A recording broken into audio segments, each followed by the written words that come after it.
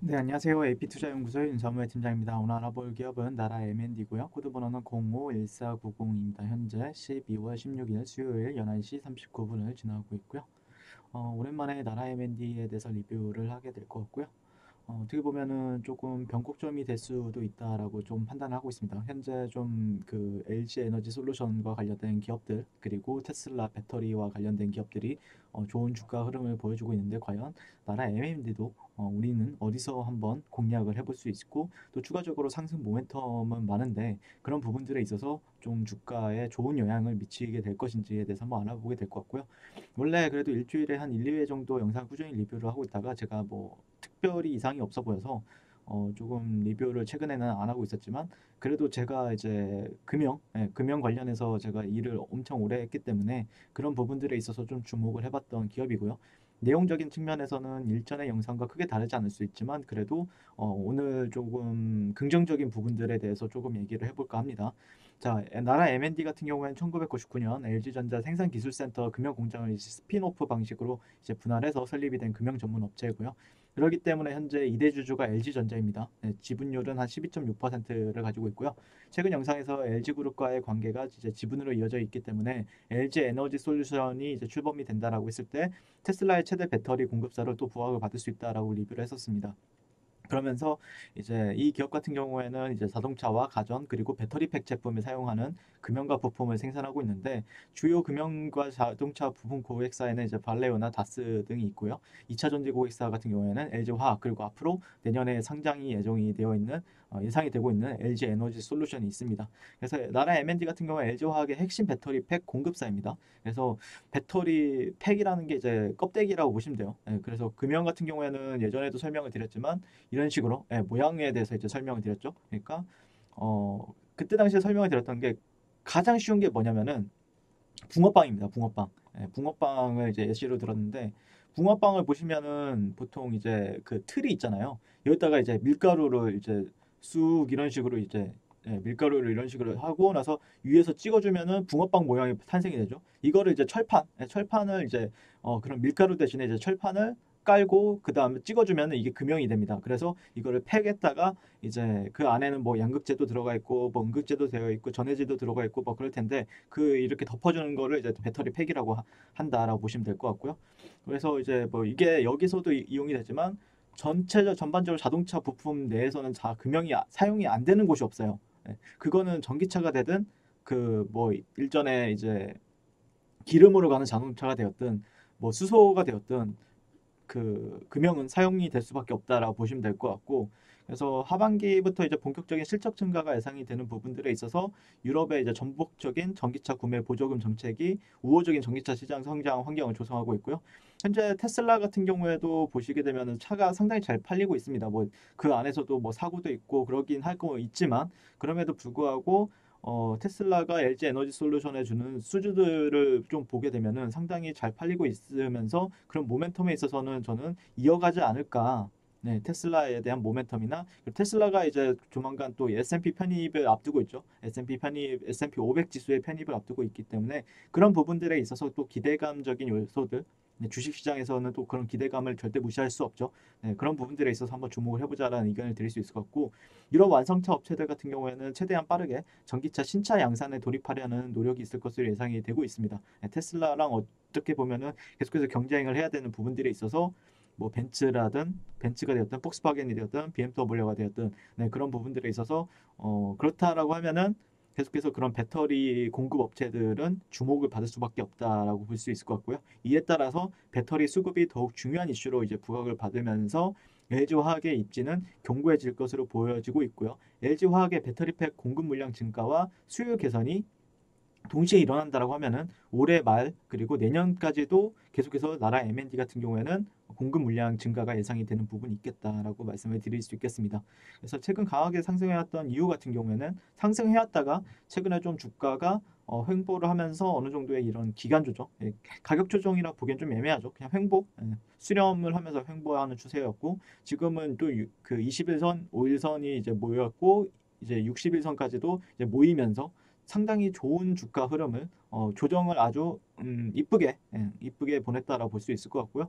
그래서 올해 매출액 같은 경우에는 2천억 원이 조금 넘을 것으로 예상이 되고 있고 영업이익은 한 125억 원. 근데 125억 원 정도면 작년 동기 대비해서 한 500%가 상승하는 전망을 보여줄 수 있습니다. 네, 그래서 작년도에는 그 영업 손실을 기록을 했거든요. 20억 원 정도. 네, 그래서 그게 이제 자동차와 가전부품 부문에서 신규 자동차 모델 관련 개발 비용으로 대부분 이제 반영이 되었기 때문에 올 하반기나 올해부터는 그런 부분들에 있어서 주가의 모멘텀에 있어서나 아니면은 실적에 있어서도 어느 정도 흑자 전환이 가능할 것으로 기대가 되는 부분이 있겠다라고 말씀을 드릴 수 있겠습니다. 그리고 두 번째는 EV용 배터리 팩과 ESS 매출 확대가 기대가 되고 있고요. 현재 공격적인 투자가 이루어지고 있기 때문에 수요 증가에 맞는 케어는 가능할 것으로 예상이 되고 있습니다. 또한 현대차향 부품 수저 또한 가동률이 상승되고 있다는 소식이 있었고요. 현대차 그룹 같은 경우에는 내년 1월 달에 또 신규 모델이 이제 전기차 모델이 출시가 되죠. 예, 그런 부분에 있어서 자동차 전장 부분에서 차량 양산이 본격화되었을 때 금형 부분에 따른 매출 증대에 기여할 것으로 또 기대가 되는 부분이 있겠다라고 볼 수 있겠습니다. 그러니까 실질적으로 자동차 쪽이 좀 어떻게 보면은 그런 기름으로 가는 자동차들 그런 거에 있어서 좀 어느 정도 정점을 찍고 내려가는 분위기였는데 전기차 시장이 이제 또 본격적으로 개화를 앞두고 있고 이로 인해서 금융 수요는 또 필수적으로 이루어지지 않을까라고 저는 생각을 해보고 있고 사실 제가 이제 금융 설계 같은 경우에는 금융 설계라든지 디자인이라든지 제작까지 어릴 때부터 오랫동안 해왔는데 그러니까 가솔린 차량의 후퇴가 있을 때 그때 제가 좀 일을 했거든요. 네, 2008년도부터 2012년도 뭐 이럴 때 후퇴 그 뒤에 완전히 후퇴가 좀 되는 부분들이 있었다가 그 다음에 다시 이제 조금씩 살아나고 있는 부분들이 있죠. 전기차나 수소차에 대해서 이제 또 새로운 다른 필요한 금형 같은 경우에는 또 다르게 이제 제작이 돼야 되는 부분이 있기 때문에 그런 부분에 있어서 한번 주목을 해보자. 그래서 금형 부분이 거의 한 50% 가까이 차지하고 있고 배터리 팩 부분 같은 경우에는 한 40%를 차지하고 있습니다. 네, 그래서 LG 에너지 솔루션이 또 이제 출범을 했고 그 다음에 또 상장까지 이제 그런 기대감이 나오게 된다라고 하면은 또 어쩔 수 없이 나라 M&D 같은 경우에 수급적인 요인들이 또 들어올 수 있는 부분들이 있기 때문에 다만 좀 아쉬운 거는 이제 시장의 좀 방향성이 아직까지 정해지진 않았어요. 요즘 시장을 보게 되면은 막 엄청 좋다라고 판단하기엔 좀 어렵죠. 그래서 만약에 시장 자체가 상방으로 갔을 때는 좀 탄력적인 흐름을 또 기대해 볼 수 있을 것 같고 그렇기 때문에 지금 당장은 제가 판단하고 있는 거는 수렴 정도인데 이 정도의 수렴. 수렴이 어저께 이탈이 나왔어요. 이탈이 나왔는데 빠르게 또 회복을 해주는 흐름을 보여주고 있거든요. 그러니까 수렴 정도라고 하면 한 이 정도의 수렴 정도를 판단하거나 이 정도의 수렴. 그러니까 약간 삼각 수렴이죠. 삼각 수렴인데 실질적으로 빠지게 되면은 오늘 꼬리가 어떻게 달리는지 아니면 몸통이 어떻게 형성이 되는지 봐야 되겠지만 보통 이렇게 빠지게 되면 이런 식으로 빠졌다가 이후에 반등이 나오는 흐름을 보여주는데 지금 바로 또 회복을 해줬죠. 어제의 음봉을 바로 회복을 해줬기 때문에 오늘 몸통이 조금 좋게 형성이 된다라고 했을 때는 실질적으로 이런 수렴 하단이 또 지지받는지 본다라고 하면은 다시 한 번 더 올라가는데 베팅 해볼 수 있는 거래 기회가 제공이 되느냐에 대한 관점으로 현재 바라보고 있다라고 볼 수 있겠습니다. 네, 나라 M&D 같은 경우에는 계속 오늘 종가 정도는 체크를 하시고 종가가 이 수렴 안에서 형성이 되는지 그게 뭐 일봉이든 아니면 분봉상은 최소한의 한 60분봉 정도를 보시면서 대응을 한다라고 하면은 실적으로 그렇게 어렵지는 않을 것이다라고 생각을 하고 있거든요. 네, 이 정도의 트렌드. 이 하단 같은 경우에는 9월 24일 날 형성이 된 저점 그리고 최근 그 11월 17일 날 형성했던 저점 네, 이런 구간들을 좀 연결해서 보시게 된다라고 했을 때는 이 구간 10 11,000 한 700원대 11,700원대 뭐 그 이상에서만 마감이 된다라고 하면은 실적으로 조정을 받았을 때는 눌림목을 활용해서 거래 전략도 충분히 유효해 보인다라는 관점으로 보시면 될 것 같습니다. 이상 나라 M&D에서 리뷰를 마치게 될 것 같고요. 시청해 주셔서 감사드립니다. 좋은 투자하십시오.